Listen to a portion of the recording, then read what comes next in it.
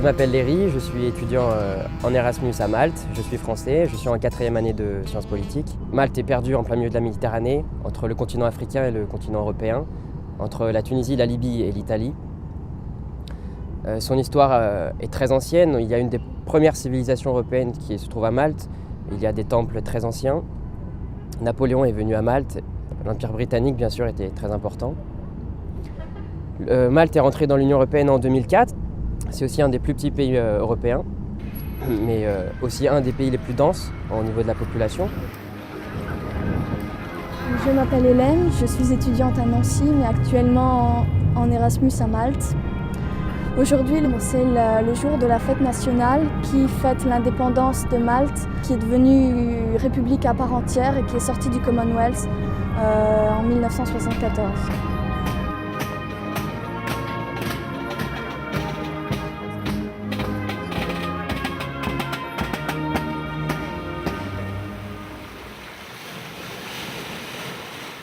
Depuis l'adhésion de Malte à l'Union européenne en 2004, Malte est devenue un carrefour de l'immigration clandestine en Europe.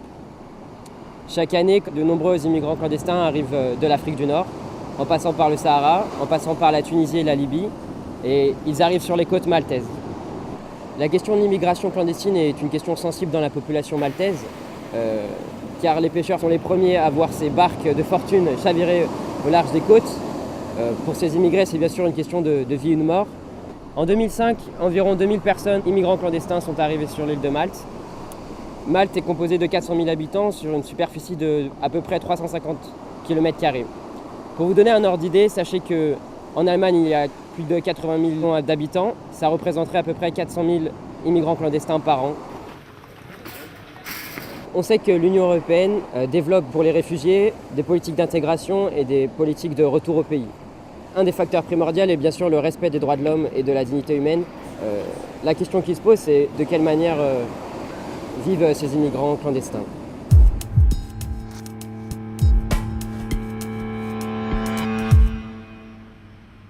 This church organization help, especially at the moment, refugees or asylum seekers. Therefore, those people who are entering our country. Malta is such a small country. Such a small island with very few resources. Therefore, we are facing this problem in a limited way. And we, on behalf of the church, we are trying to help them as much as possible. As soon as they arrived at our shores, they are detained. Unfortunately, detention is quite long. Après quelques mois de détention dans des camps, les immigrants arrivent ici. Ces personnes, donc comme M. Vella et les personnes qui travaillent pour lui, aident les immigrants à obtenir dans un premier temps des papiers et à obtenir des aides pour tous les besoins primaires, c'est-à-dire des hospitalisations, pour l'éducation des enfants, les envoyer dans des écoles. All the needs, to apply for a work permission, because we try to help them once they are out of detention, to go to open centers. Donc nous sommes actuellement dans le centre de réfugiés de Balzan qui accueille les réfugiés. Nous sommes dans la section famille, donc ce bâtiment accueille 18 à 20 familles. I get a long journey to arrive in Europe because of the civil war and problem is happening in my country. I cross the biggest desert in Africa. Basically, they all left from their country and they had to cross the desert, and they must have arrived in Libya. Then from Libya, they get a boat and come to Malta. It's a very difficult journey. They suffer a lot because it's very difficult. Many families have been lost, either whole families or single people have been lost at sea, since it is a very difficult journey. We have one woman here who lost her daughter and another one who lost her husband. So yes, many lives are lost at sea. When I arrived in Malta, the government of Malta put me in detention camp as a normally. Mohamed est resté 3 mois en camp de détention. Ça ressemblait plus à une prison où il n'avait à peine le droit de sortir ou de téléphoner. La vie dans un camp, c'est seulement manger et dormir, alors qu'ici, les gens sont plus libres, les enfants peuvent jouer, ils peuvent se promener dehors comme dans ce jardin ici. That the problem I have how to reunify, how to get my another 2 children and to union of my family. This is my wife, my son, and my son and I. So that the most chance I hope, if I get resettlement for another country, to get my 2 children and my another 2 children, that's what I need. Just one. Has wife plus son came in Somalia. Has sister in USA.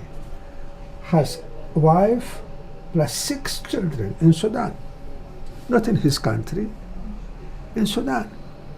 What happens is this, that in most cases, they either leave their wives and children, or if they take their wife and children, they leave the youngest ones at home, because crossing the desert is so difficult. And at times these people had been separated for 2 years, 3 years, 4 years, 5 years. The difference is this, that refugees as refugees have a right to bring the wife and the children, while those who are given humanitarian protection have no right whatsoever. So the only solution, as I see it, is that these people be resettled in a country of immigration. They could go to America, to Australia, to Canada. Once they are there, they have a right to bring their wife and children. Otherwise, there is no other solution. It is cruel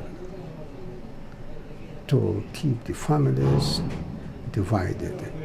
Their hope is to find a new country which will resettle them. Many of them want to go to Europe, to another European country, where they can be resettled and start living a normal life as citizens of the country. That's their hope, their dream.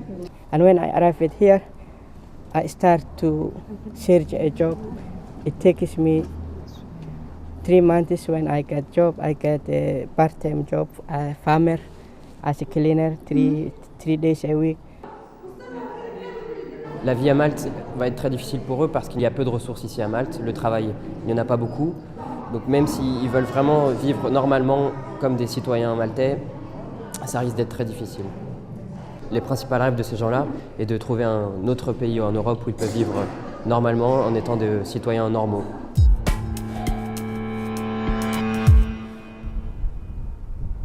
Pour tous les Maltaises, et je pense que tous les Européens aussi, ici on trouve ces racines.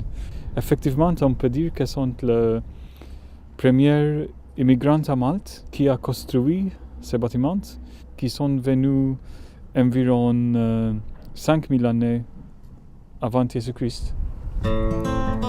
This is one of the few places on the south coast of Malta where you can reach the sea, because if you go in that direction, and even if you go north, in both directions you will find very steep cliffs which make it impossible to reach the sea. But here you have about 1 kilometer where it is possible to disembark in a small boat or to embark, so it was possible to arrive here even by sea.